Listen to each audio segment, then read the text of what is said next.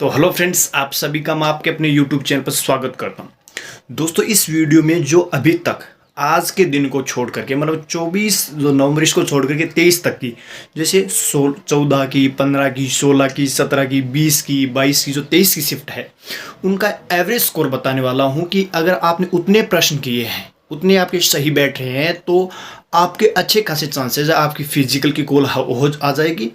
और अगर उसमें आपका अच्छा नॉर्मलाइजेशन रहा, एक्यूरेसी सही रही, तो आपका फाइनल सिलेक्शन भी हो जाएगा।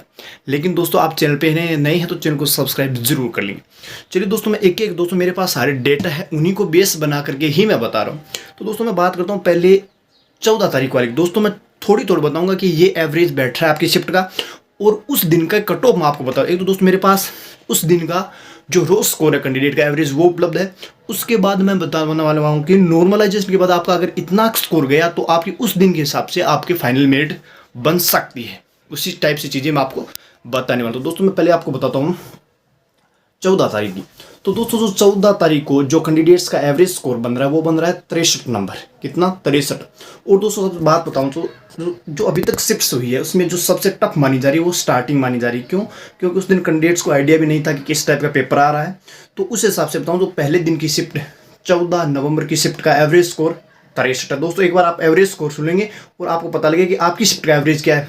पहले दिन की शिफ्ट 14 नवंबर की शिफ्ट का 2023 वाली का जो कट ऑफ, जो मैं रोज स्कोर एवरेज बता रहा हूँ, वो है 63। फिर 15 नवंबर की जो शिफ्टें सभी रही, उनका एवरेज कुल मिला के रहा 64 नंबर का। देखिए चलिए, 64 नंबर का।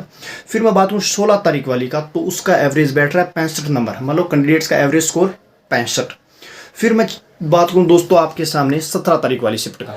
तो 17 वाली शिफ्ट का जो एवरेज बैठ रहा है दोस्तों, जो 17 वाली का एवरेज बैठ रहा है, वो बैठ रहा है 66 नंबर। फिर थी 20 की शिफ्ट, उसका भी 66। उसके बाद थी 22 की शिफ्ट, उसका बैठ रहा है दोस्तों 65 नंबर।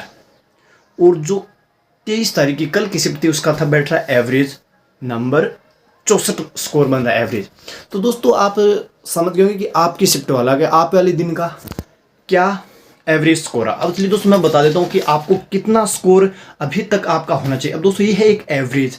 और दोस्तों, मैंने पीछे वाली वीडियो में बताया और इसमें फिर बता रहा हूँ, मेरा एक स्टैंडर्ड तो मैं बदलता नहीं। मेरा एवरेज में मैंने बोला होता कि किसी भी कैंडिडेट का, फिर बोल रहा हूँ, किसी भी कैंडिडेट का नेगेटिव मार्किंग करने के बाद रोज स्कोर 66 से 67 नंबर रहता है, 66 से 67।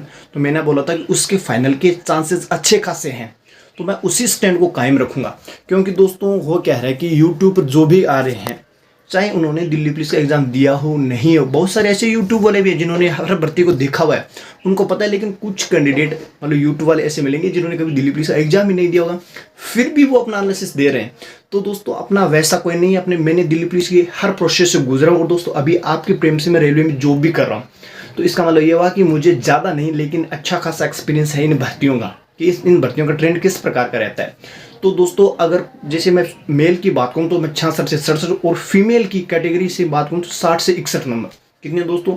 60 से 61 नंबर अगर आपके आ रहे हैं तो आपके फाइनल सिलेक्शन की अच्छी खासी संभावना है।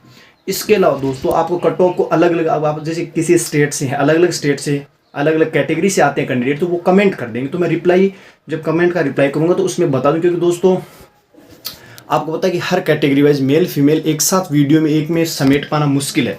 फिर भी मैं एक आइडिया आपको, जैसे एग्जाम बढ़ रहा है वैसे एक आइडिया दे रहा हूँ कि ये स्कोर आपका बन रहा है। तो आपकी फिजिकल कॉल तो डेफिनेटली है, लेकिन जो मैंने स्कोर बताया 66 मतलब 66 67 और 60 61 फीमेल के लिए, वो फाइनल के लिए मैं बोल रहा हूँ दोस्तों। हाँ दोस्तों, फिर वही बात, किसी का 61 से अगर नॉर्मलाइजेशन किसी का 65 होगा, 61 से किसी का नॉर्मलाइजेशन से 70 भी होगा। तो ऐसा नहीं कि 65 वाला 70 वाली मेरिट, मैं ये नहीं बोल रहा हूँ, लेकिन वो नॉर्मलाइजेशन का खेला होगा तब पता लगेगा। लेकिन दोस्तों, मैं बता रहा हूँ ये स्कोर है तो उनकी फिजिकल कॉल तो गारंटेड है।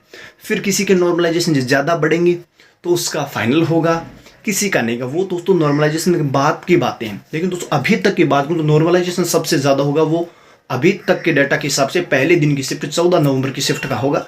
अन्य शिफ्ट्स में भी होगा बिल्कुल नॉर्मलाइजेशन है, लेकिन उसके मुकाबले कम होगा।